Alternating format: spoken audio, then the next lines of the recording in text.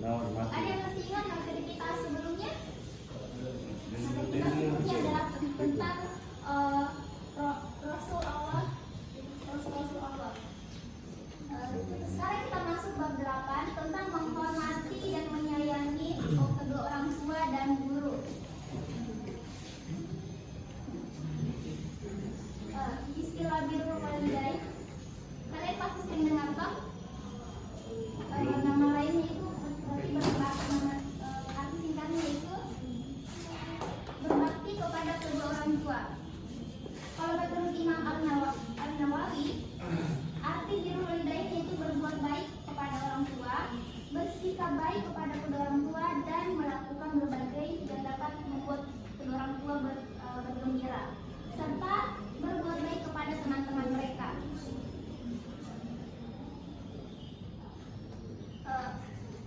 Kemudian apa sih pentingnya kita berbakti kepada kedua orang tua?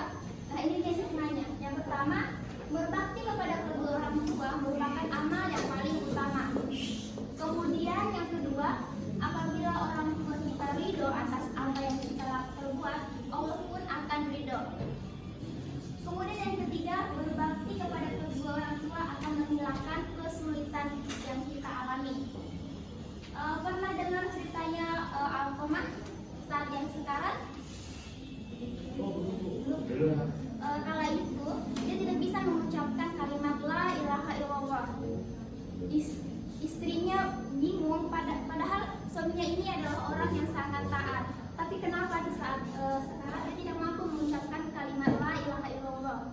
Kemudian dia mengadu kepada sahabat Nabi, dan sahabat Nabi tersebut menemui Rasulullah dengan menceritakan hal tersebut. Kemudian Rasulullah hanya terdiam dan dia meminta sahabatnya untuk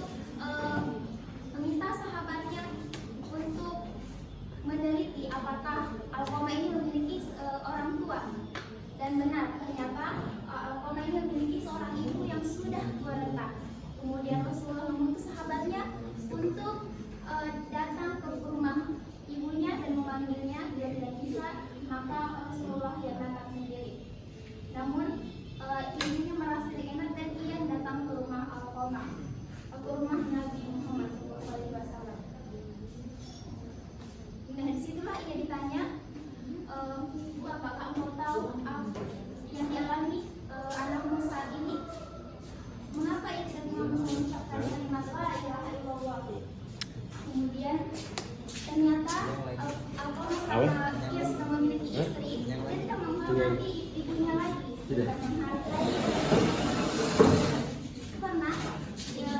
Pernah saat itu ibunya itu sangat lapar.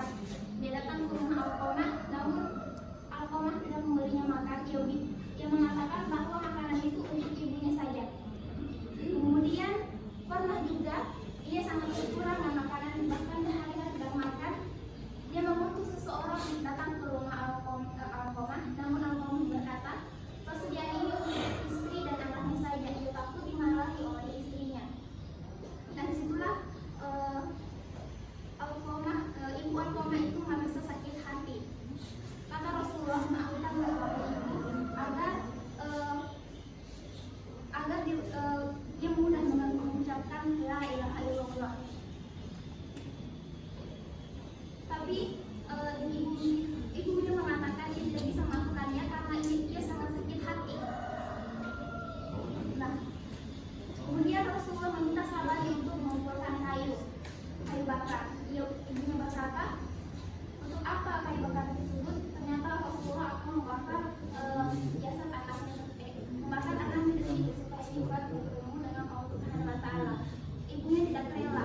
Kemudian ibunya pun memaafkan kesalahan tersebut. Jadi dapat disimpulkan bahwa seorang ibu itu akan walaupun anaknya melakukan kesalahan sebesar apapun, ia akan tetap memaafkannya. Dan atas keriduannya tersebut, Alqamah pun akhirnya bisa mengucapkan kalimat la ilaha illallah dan pergi dengan tenang. Ada pula hikmah yang selanjutnya, yaitu berbakti kepada kedua orang tua akan meluaskan rezeki dan dipanjangkan umur. Apalagi apalagi orang tua kita itu biasanya selalu berdoa semoga anak kita sehat, semoga anak kita diperlancarkan urusan di sana dan rezekinya diluaskan. Jadi apapun doa ibu itu pasti akan terkabulkan. Yang terakhir itu berbakti kepada kedua orang tua dan menjadikan kita dan kita bisa masuk dalam surga oleh Allah Subhanahu wa Ta'ala.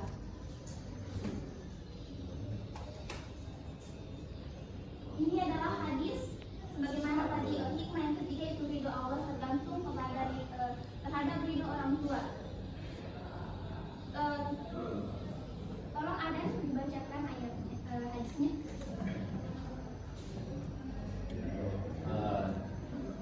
Ridho Rabbi bi ridho walidi wa sakhatu Rabbi bi sakhatil walidi. Ridho Allah tergantung pada ridho orang tua dan juga Allah tergantung pada orang tua. Hadis Rasulullah. Nah, seperti yang saya jelaskan tadi, ini adalah salah satu hikmahnya kita berbakti kepada kedua orang tua. Allah akan meridhoi kita bila kedua orang tua kita juga ridho. Sebaliknya kalau orang tua kita murka kepada kita, maka Allah juga akan murka. Seperti kisah Alqamah tadi, karena ibunya murka terhadapnya, maka Allah juga murka. Dia tidak dipermudahkan dalam mengucapkan kalimat la ilaha illallah.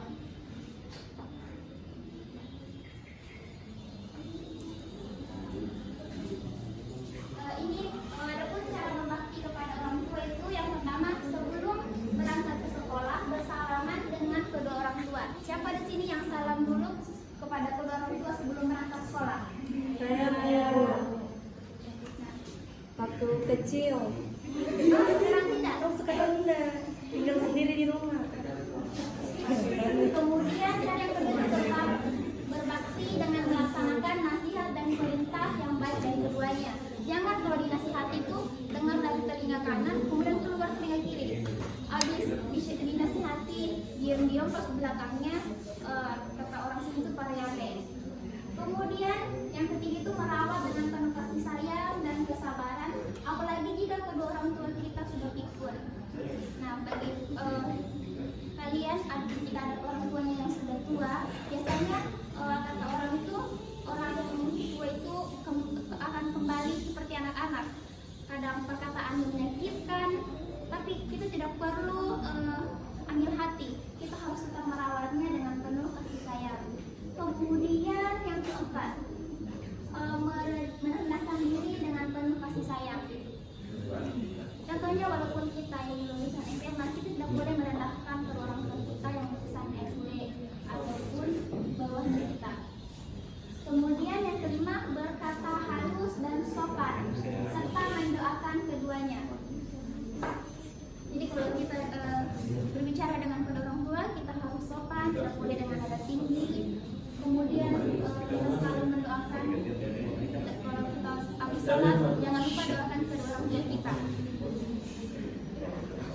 Yang keenam, rela berkorban untuk keduanya. Dan yang terakhir, berbuat baik kepada orang tua walaupun ia berbuat aniaya.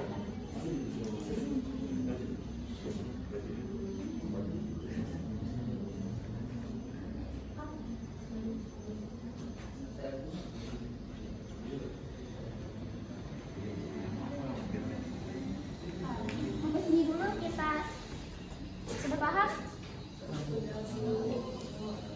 Ini ibu akan bagi 3 kelompok.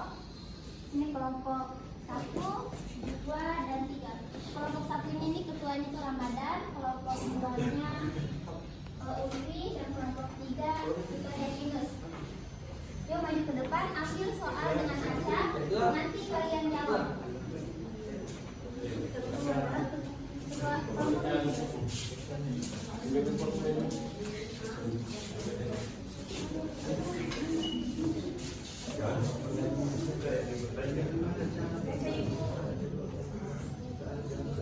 Diskusikan, ibu beri waktu 5 menit.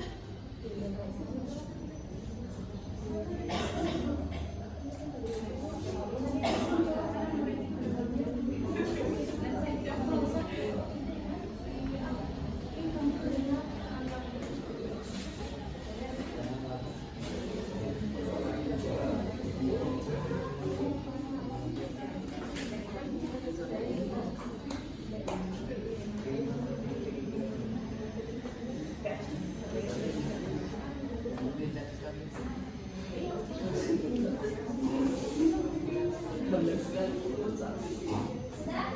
Belum? Sudah.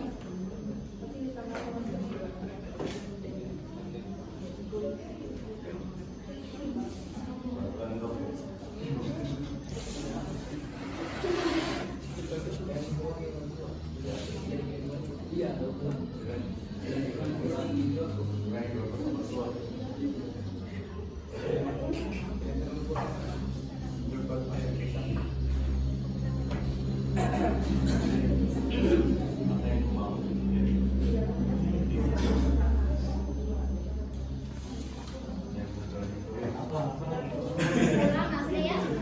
Siapa yang sudah selesai? Kelompok berapa? Coba kelompok 3, apa jawabannya? Coba baca soalnya juga.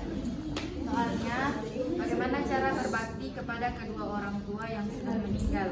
Yang pertama, mengirimkan doa. Yang kedua, mewakafkan atau menghibahkan sebagian harta orang tua kepada yang membutuhkan.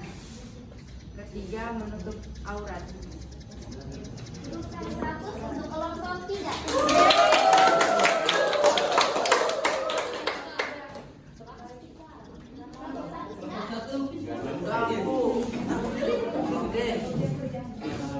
Baik, kami dari kelompok 1 mendapatkan pertanyaan bagaimana cara berbakti kepada kedua orang tua. Yang pertama itu mendoakan. Ada tandanya. Oh, kita mampu. Bagaimana cara berbakti kepada orang tua saat gagal mereka. Yang pertama itu saat gagal mereka. Yang pertama itu mendoakan. Dan yang kedua itu kalau ibu menelpon harus dengar apa ibu yang sampaikan. Kemudian tidak berbohong kepada orang tua ketika orang tua bilang bilang apa? Bilang bayang tos kita pergi belanjakan gitu, padahal ibu bilang itu bayang tos. Mungkin itu saja dari dan yang keempat itu mengurangi rokok Ramadan. Silakan, Sahidat. Sudah pukul. 100 dikontrol. Gimana kelompok 2 sudah?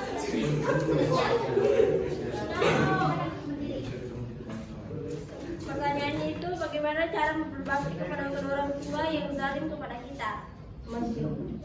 Berbakti kepada orang tua itu tetap wajib. Bagaimanapun orang tua kita, dia tetap orang tua kita. Mau baik sikapnya ataupun tidak. Dan juga kita harus tahu keadaan orang tua. Bisa jadi dia marah tuh karena sikap kita sendiri. Jadi kita harus merasa sendiri. Dan ada orang tua yang tega menyiksa atau mengumpul anaknya. Kalau kita dia berbuat salah. Pada saat kita tidak kecewa mungkin dengan sikap orang tua, kita harus ingat dari kecil kita dididik, dinafkahi, dilahirkan, apalagi ibu melahirkan dan menikah kita setelah mengandung selama 9 bulan. Begitu susah payahnya dia. Biar makan, tidur itu pun agak kesusahan. Bagaimana dibandingkan dengan rasa kecewa kita dengan sikapnya? Bukan saya yang suruh berbakti kepada orang tua, tapi Allah yang suruh berbakti karena ridho Allah tergantung kepada ridho orang tua. Kalau menurut Ulfi, ada nggak sih orang tua yang zalim terhadap manusia? Jadi walaupun orang tua itu orang tua kami, ada apa nggak? Contohnya ya buat mananya tentang keadaan seperti memahami kan dia buahkan pemimpin dalam keadaan tidak mau memalukan keluarganya. Betul sekali. Karena itu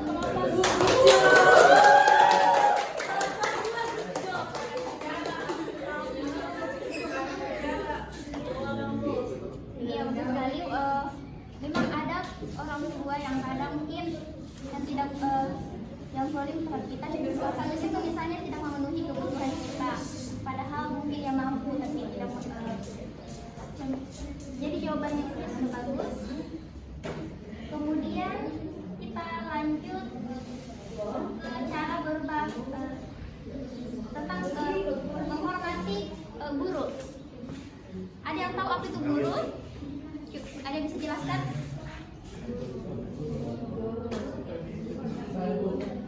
Coba tidak? Kalau menurut saya ketahui itu guru itu adalah guru dan ditiru. Dan guru itu bisa disebut dengan murabbi, muallim, dan muadzin. Mungkin itu saja yang saya ketahui. Masya Allah. Baik, Jadi guru itu disebut juga dengan murabbi, muallim, dan muadzin. Perhatiannya. Jadi Hafidhah memberikan pengertian murabbi adalah orang yang memiliki sifat-sifat robbani, yaitu nama bagi orang-orang yang bijaksana dan terpelajar dalam bidang pengetahuan. Kalau menurut pandangan umum, definisi guru adalah mengabdikan dirinya untuk mengerjakan suatu ilmu, mendidik, mengarahkan dan melatih muridnya agar memahami ilmu pengetahuan yang diajarkan tersebut. Jadi guru itu bukan hanya mengajar, tapi dia itu juga mengarahkan, melatih, bukan selalu mengevaluasi muridnya, bagaimana perkembangannya. Bahkan kalau tidak pasti mereka akan bimbing. Sebagaimana dalilnya dalam surat An-Nahl yang artinya, maka bertanyalah kepada mereka yang mempunyai pengetahuan jika kamu tidak mengetahui.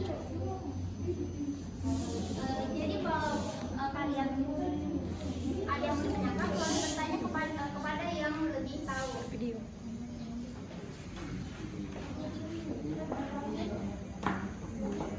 Adapun cara berbakti kepada guru, yang pertama itu menghormati dan memuliakannya, dan menasihati dan mengikuti nasihat dan tidak menceritakan keburukannya, mengamalkan ilmunya dan membaginya kepada orang lain. Yang pertama menghormati dan memuliakannya. Misalnya kalau kalian bertemu dengan seorang guru, kalian harus menghormati, tidak boleh lewat-lewat saja. Kalau di Sulawesi ini ada yang namanya talbek, permisi. Kemudian mengikuti nasihatnya. Jadi kalau ada nasihatnya, tolong diikuti selagi itu baik. Kemudian tidak menceritakan keburukannya. Kita juga tidak boleh menceritakan keburukan seorang guru. Misalnya guru itu gagal sekali, kadang menceritakan, kadang gosipkan di depan kelas, tidak boleh. Atau gurunya mungkin terlalu baik dan akhirnya seperti kalian membuli. Kemudian mengamalkan ilmunya. Jadi apapun yang guru berikan, kita harus mengamalkan ilmunya. Kemudian membaginya kepada orang lain. Misalnya ada tugas, hanya kamu yang mengerti. Nah, teman-teman yang lain nggak tahu, mereka bertanya, kalian harus membaginya, harus berbagi bagaimana cara-caranya. Jangan mau kerja sendiri, nggak boleh egois. Ya, adapun cara berbakti yang kedua, yaitu tidak melawan kepada guru, bersikap sabar dan berusaha untuk memaafkan kelakuan kasar atau akhlak gurunya.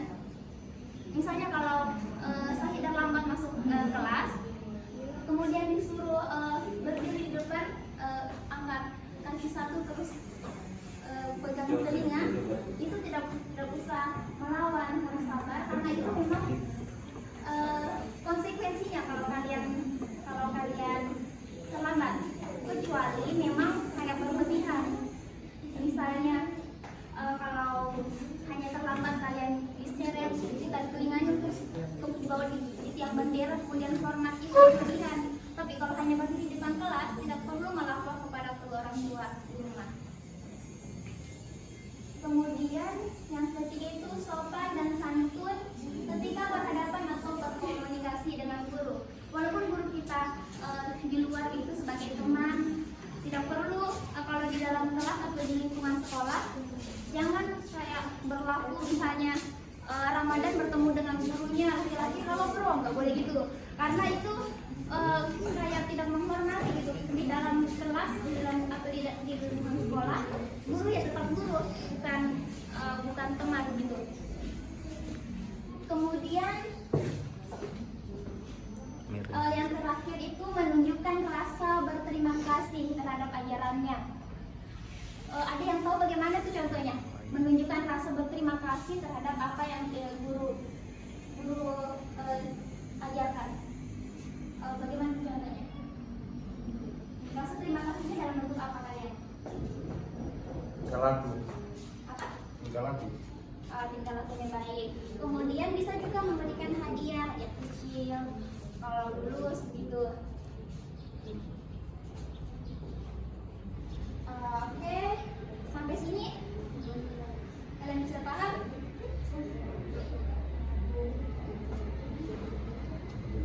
Oke. Kenapa sih kita harus berbakti kepada guru? Karena memiliki hikmah yang pertama itu akan lebih mudah menerima pelajaran yang disampaikan. Kalau kita menghormati guru, kalau kita senang dengan gurunya, maka kita akan menerima pelajaran yang disampaikan. Kemudian ilmu yang diperoleh akan menjadi berkah dalam kehidupan kita dan bermanfaat bagi orang lain. Kemudian yang ketiga, mendapat respon baik dan respect balik dari guru tersebut. Jadi kalau kita sopan dengan guru, maka guru tersebut akan respect kepada kita, akan dikenal oleh guru tersebut sebagai siswa yang baik. Sampai sini ada pertanyaan?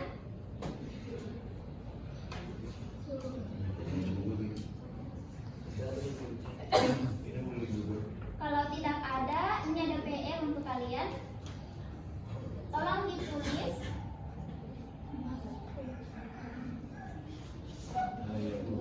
Yang pertama itu soalnya mengapa penting bagi kita untuk menghormati guru dan orang tua. Yang kelima itu apa dampak negatif jika kita tidak menghormati guru dan orang tua. Dan yang ketiga, apa yang bisa kita lakukan jika memiliki perbedaan pendapat dengan guru atau orang tua. Yang keempat, mengapa penting untuk mendengarkan dan menghargai pendapat guru. Dan yang terakhir, apa yang bisa kita lakukan jika melihat teman atau orang lain tidak menghormati guru. Kalian catat, nanti minggu depan dikumpul ya jawabannya. Jadi yang dapat kita simpulkan pembelajaran hari ini, kita harus tetap menghormati kedua orang tua dan guru, apalagi kedua orang tua, karena itu merupakan amal yang paling utama. Tidak diterima amal kita bila kita tidak menghormati orang tua, seperti yang kisah Alqamah tadi. Baik, sekian dari saya. Kita ketemu lagi minggu depan. Coba ketua kelasnya baca doa sebelum pulang sekolah. Baik, sebelum kita pulang ke sekolah, terlebih dahulu kita membacakan doa. Berdoa dimulai. Berdoa selesai. Baik, kita akhiri dengan mengucapkan alhamdulillah.